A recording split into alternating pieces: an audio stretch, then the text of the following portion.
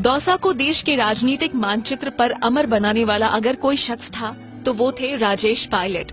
आज भी दौसा के निवासियों के जहन में उनके राम राम सा का अंदाज जिंदा है। शायद ही कोई ऐसा दिन होगा जब दौसा की प्रत्येक पंचायत में 5 लोग एक साथ बैठते हैं और पायलट साहब को याद नहीं करते हों। उनके कराए विकास कार्य आज भी सबकी यादों में हैं। उनके मिलनसार अंदाज के कारण लोग उन्हें प्यार से पायलट साहब कहा करते थे। कहा जाता है कि राजेश पायलट को उनके पायलट सखा राजीव गांधी राजनीति में लाए थे। सन 1980 में पायलट ने सबसे पहला चुनाव भरतपुर से जीता। इसके बाद बदली राजनीतिक परिस्थितियों में वो दौसा आ गए, जिसके बाद लगातार 5 लोकसभा चुनाव उन्होंने यहीं से जीते। उनकी असमय मृत्यु के बाद उनकी पत्नी रमा पायलट और बाद में पुत्र सचिन पायलट दौसा से सांसद चुने गए। आइए ग्राफिक्स के जरिए आपको बताते हैं राजेश पायलट का राजनीतिक सफर।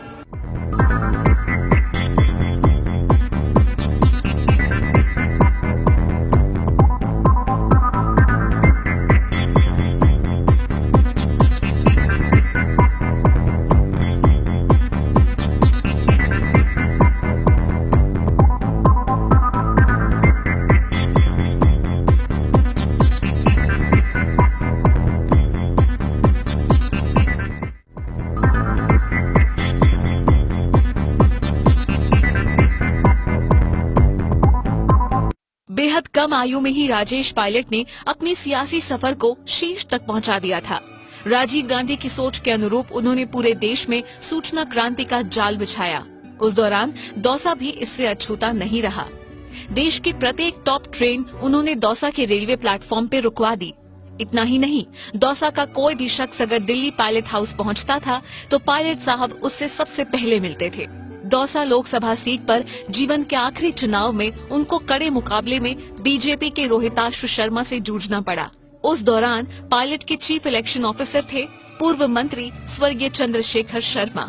उस दौरान दौसा लोकसभा सीट पर कुछ स्थानों पर रीपोल हुआ। स्वर्गीय शर्मा ने पायलट साहब से कहा कि एक बार आप रीपोल के दौरान आएं, लेकिन पायलट देश में अन्य स्थानों पर चुनावों में व्यस्त थे। पायलट साहब ने चंद्रशेखर शर्मा को संदेश भिजवाया कि मुझे आने की जरूरत नहीं, आपकी मेहनत रंग लाएगी।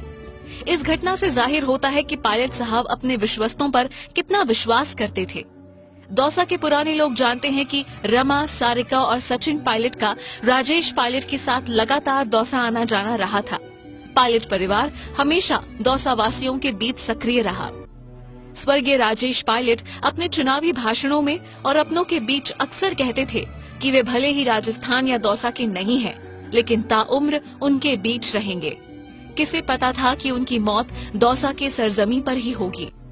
कश्मीर समस्या के निदान की ओर कदम बढ़ाने वाले तांत्रिक चंद्रास्वामी को जेल भेजने वाले, कांग्रेस के अंदर आंतरिक लोकतंत्र की आवाज उठाकर राष्ट्रीय अध्यक्ष का चुनाव लड़ने वाले और किसानों का मसीहा कहे जाने वाले राजेश पायलट एक दिन अपने सखा राजीव गांधी की तरह अचानक हमारे बीच से चले गए और छोड़ गए 2 शब्द, राम राम सा।